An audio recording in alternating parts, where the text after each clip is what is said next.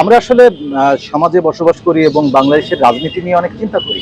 তো সেই চিন্তার জায়গায় কিছু প্রশ্ন এসে যায় এবং ইদানিংকালে মানুষজন যে কথাগুলো আসলে খুব বেশি আমাদের শোনাচ্ছে, মানে আমরা যারা বিগত দিনে ফ্যাসিস্টের যে অত্যাচার, সেই অত্যাচারের বিরুদ্ধে সংগ্রাম করেছি, লড়াই করেছি, দেশের বিরুদ্ধে যে অপশক্তি আছে এবং যে আগ্রাসী শক্তি আছে তাদের বিরুদ্ধে আমরা কিন্তু দীর্ঘদিন ধরে লড়াই সংগ্রাম করেছি।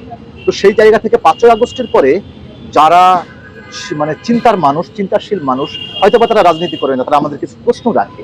সেই প্রশ্নগুলো হলো যে আমরা কি গতানুগতিক যে মানুষগুলো আছে তাদের বাইরে যেয়ে নতুন কিছু করেছি কি না, বা আমাদের চর্চাগুলো কি ছিল, এই প্রশ্নগুলো অনেকেই করে থাকে। এবং হয়তো বা কখনো কখনো আমার কথা বলে থাকে যে না না, আপনি তো কিছু পারেননি, কিন্তু অনেকেই তো দেখছি যে আপনার সাথে যারা ছিল বা আপনাদের সাথে যারা ছিল তারা তো সেই অনেক টাকার মালিক হয়ে গেছে, অনেক গাড়ির মালিক হয়েছে, অনেক বাড়ির মালিক হয়ে গেছে। তাদের জ্ঞাতার্থে একটা কথা বলতে চাই যে 5ই আগস্টে সংগঠিত হয়েছিল আম জনতা, সব মানুষের অন্তর্ভুক্তিমূলক, অংশগ্রহণমূলক একটা গণ অভ্যুত্থান। সেই গণ অভ্যুত্থানে মানুষের চাওয়া ছিল নতুন কিছু যেন হয় এবং পরবর্তী যে চর্চাটা, সে বিগত 54 বা 55 বছরের যে চর্চা, সেই চর্চার বাহিরে এসে নতুন রাজনীতি বা সমাজ ব্যবস্থাপনা বিনির্মাণ করা। তো আমি আপনাদের মনে করে দিতে চাই যে 90-এর যে গণ অভ্যুত্থান, সেই গণ অভ্যুত্থানের ঘটনা তারপরে কিন্তু তেমন পরিবর্তন হয়নি। এবারও কিন্তু প্রচুর মানুষ মারা গেছে এবং আমরা দেখতে পেয়েছি সুবিধাবাদী যারা, তারা সেই জায়গাগুলোর সুবিধাগুলো নিয়েছে। এই দায় হয়তো বা আমরা এড়িয়ে যেতে পারি না, কিন্তু আপনাদের কাছে জানাই যে সর্বোচ্চ চেষ্টাটাই আমরা করেছি যেন সুন্দরভাবে সবকিছু হয়, মানুষ যেভাবে চায় সেভাবে হোক। আমাদের সমাজের সিস্টেম এবং সামাজিক যেই সিস্টেম ছিল, সেই সিস্টেম আমরা ফিরে নিয়ে চেয়েছি। বাংলাদেশের রাজনীতি নষ্ট হয়েছে তৃণমূলে, মূলত দলীয় প্রতীকে স্থানীয় নির্বাচনের মাধ্যমে, এবং সেখানে দলের ব্যানার থাকার কারণে মানুষ বিভক্ত হয়ে গেছে আওয়ামী লীগ, বিএনপি এবং অন্যান্য দলে। এবারও নির্বাচন আসছে এবং সামনের স্থানীয় নির্বাচনেও অন্যান্য দলগুলো বলছে যে আমরা ব্যক্তিগত আমাদের মতন করে এই নির্বাচনটা করব। তারা হয়তো বা ভুলে গেছে যে স্থানীয় নির্বাচন দলমত নির্বিশেষে হতে হবে এবং সবচেয়ে জনপ্রিয় মানুষটাকে নির্বাচিত করতে হবে। তো সেই জায়গায় সাধারণ যে লোকগুলো আছে তাদের কিন্তু সচেতন থাকতে হবে, তারা দলমত নির্বিশেষে আসলে ভোট দিতে হবে। আওয়ামী লীগ নিয়ে আমি যে কথাটা বলতে চাই, আওয়ামী লীগ বাংলাদেশের একটা বৃহত্তর রাজনৈতিক দল, কিন্তু সে অপরাধী রাজনৈতিক দল, তাকে নিষিদ্ধ করা হয়েছে। নিষিদ্ধের পক্ষে আমি ছিলাম না, কিন্তু নিষিদ্ধটা করা হয়েছে, এটাও সত্য।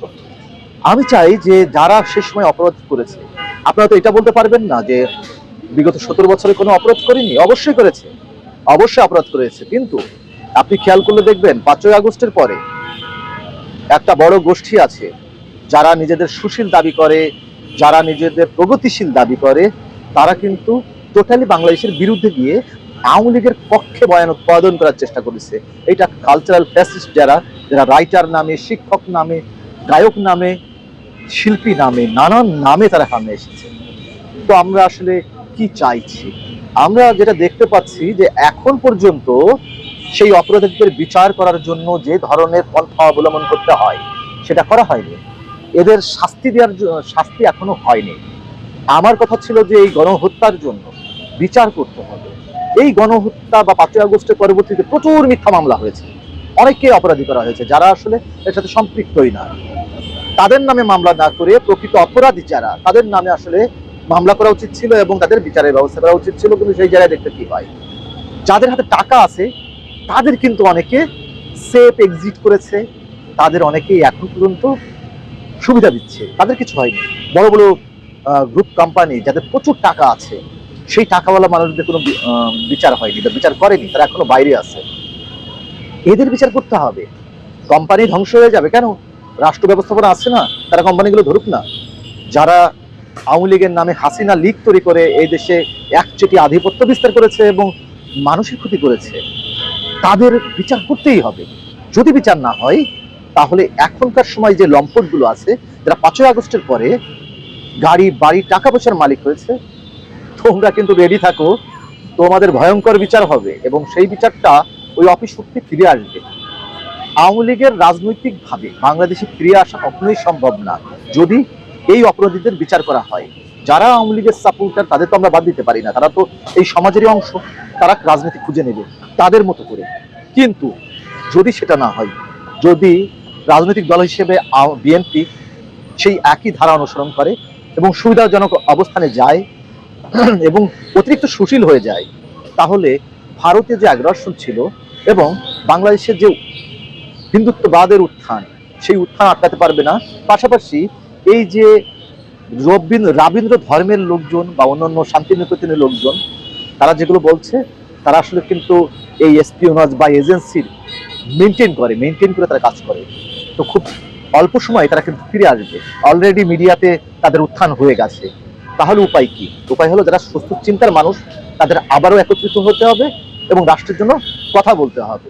শুধু বয়ানবাজির রাজনীতি না, বড় বড় কথা বললাম আর মিডিয়াতে ভাইরাল হয়ে গেলাম, তাতে আসলে কোনো লাভ হয় না। মিডিয়াতে যারা ভাইরাল হয় এবং সেটা যদি অথর্ব কোনো মানুষ ভাইরাল হয়ে যায়, তাদের আসলে ভালো কিছু কখনোই সম্ভব না। মূলত এই ভাইরাল হওয়া ব্যক্তিগুলোকেই আপনারা বর্তমান সময়ে বাংলাদেশের বীর বলছেন এবং রাজনীতির বড় বড় চাতা, বড় বড় নেতা মনে করছেন। এগুলো আসলে ফানুস, 6 মাসের মধ্যে এগুলো সবই ভ্যানিশ হয়ে যাবে। ধন্যবাদ।